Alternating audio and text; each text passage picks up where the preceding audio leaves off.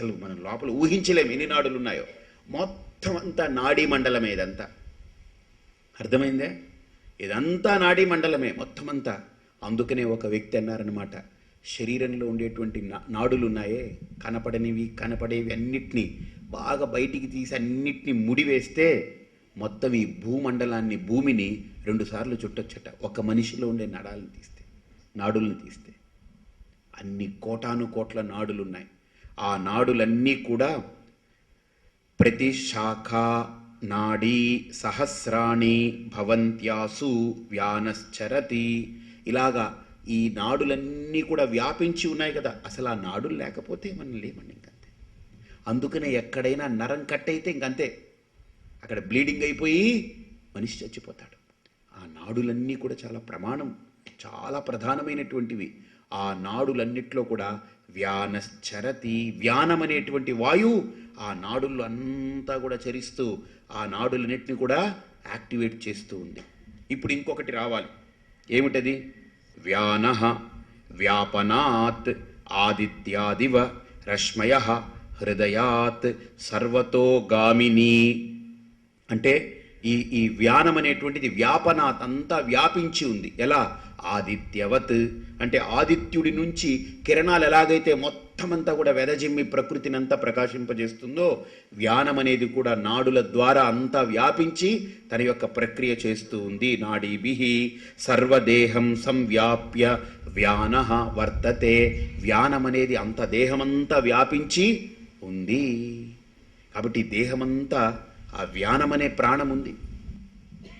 ప్రాణమనే ప్రాణం, అపానమనే ప్రాణం, సమానమనే ప్రాణం, వ్యానమనే ప్రాణం. ఇప్పుడు ఇంకొకటి ఉంది. ఏంటది? ఉదానం. అది కూడా చూసేస్తాం.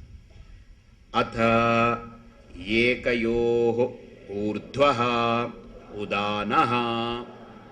మొట్టమొదట మనం చెప్పుకున్నాం కదా, 101 నాడులు ఉన్నాయి లోపల ప్రధానమైందని. అందులో ఒక్క నాడి 100 కాకుండా ఒకటి ఉంది, 101ది. ఆ ఒక్కటి ఊర్ధ్వనాడి. అది ఊర్ధ్వంగా వెళుతుందట నాడి. ఆ ఊర్ధ్వనాడికి పేరు సుషుమ్నా.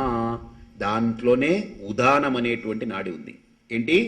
ఉద్ ఆనహ అంటే పైకి తీసేది. పుణ్యేన చెప్పండి. పుణ్యం లోకం నయతి, పాపేన పాపం ఉభాభ్యామేవ మనుష్యలోకం.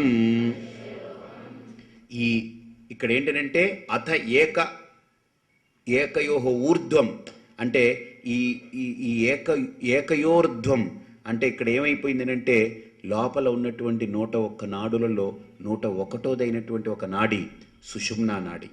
అది ఊర్ధ్వగతి. ఆ ఊర్ధ్వగతిలో ఉన్నటువంటి ఆ నాడి ఏం చేస్తుంది? పైకి తీసుకెళ్తుంది.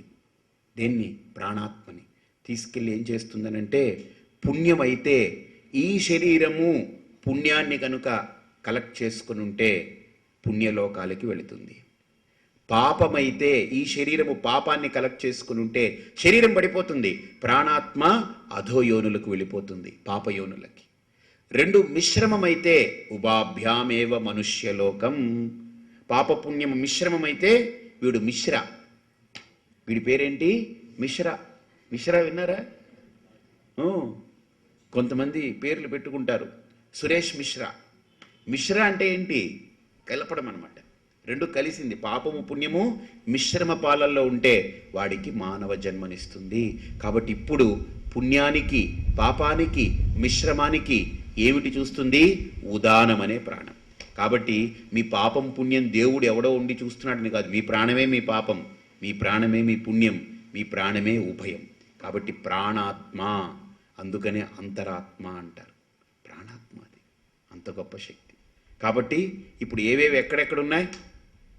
ప్రాణం 7ంటికి వెనకాలుంది, అపానం నాభికి క్రింద ఉంది, సమానం ఈ మధ్యలో ఉంది, వ్యానం అంతటా వ్యాపించి ఉంది నాడుల్లో. అర్థమైందా? తర్వాత ఉదానం సుషుమ్న నాడి దగ్గర ఉండి పాప పుణ్య మిశ్రమాలకి నిర్ధారణ చేసేటువంటిది.